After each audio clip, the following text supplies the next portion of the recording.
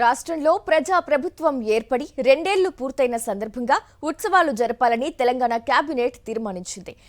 ఈ నేపథ్యంలో డిసెంబర్ 1 నుంచి 9వ తేదీ వరకు ప్రజా పాలన, ప్రజా విజయోత్సవాలు నిర్వహించాలని నిర్ణయించింది. ఇక జయశంకర్ వర్సిటీకి అనుబంధంగా 3 కొత్త వ్యవసాయ కళాశాలల ఏర్పాటుకు కేబినెట్ ఆమోదం తెలిపింది. స్థానిక సంస్థల ఎన్నికల్లో పోటీకి 2 పిల్లల నిబంధన తొలగించాలని మంత్రివర్గం నిర్ణయించింది. సీఎం రేవంత్ రెడ్డి అధ్యక్షతన సచివాలయంలో మంత్రివర్గ సమావేశం జరిగింది. కేబినెట్ నిర్ణయాలను మంత్రి పొంగులేటి శ్రీనివాసరెడ్డి మీడియాకు వివరించారు. పలు రంగాలకు భూ కేటాయింపులు జరిపేందుకు కేబినెట్ ఆమోదం తెలిపిందన్నారు. మద్దతు ధరతో పాటుగా సన్నవడ్లకు బోనస్ కూడా ఇస్తామన్నారు. రాష్ట్రంలో కొత్తగా 3 వ్యవసాయ కళాశాలల ఏర్పాటుకు కేబినెట్ ఆమోదం తెలిపింది.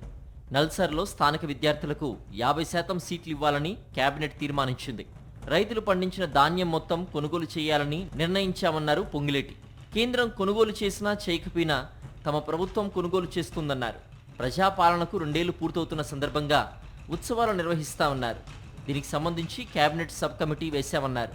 మెట్రో 2వ దశను క్షుణ్ణంగా పరిశీలించేందుకు సిఎస్ చైర్మన్గా కమిటీ ఏర్పాటు చేశామన్నారు మంత్రి పొంగులేటి.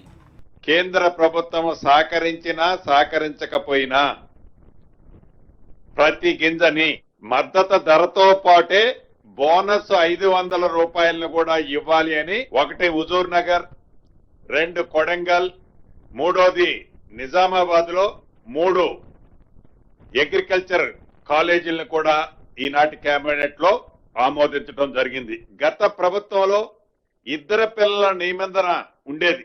కేబినెట్ అంతా కూడా సానుకూలంగా స్పందించి ఈ నిబంధనని ఎత్తేయాలని రాష్ట్ర ప్రభుత్వం ఈరోజు కేబినెట్ నిర్ణయం తీసుకోవడం జరిగింది.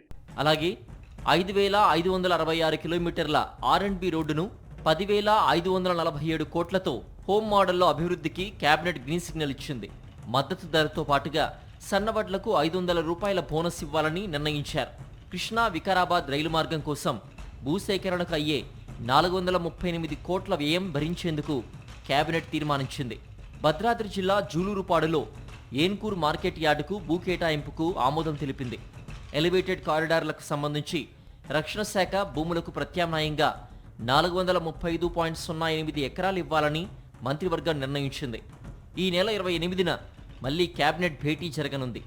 ఆ సమావేశంలో స్థానిక ఎన్నికలపై స్పష్టత వచ్చే అవకాశం ఉంది.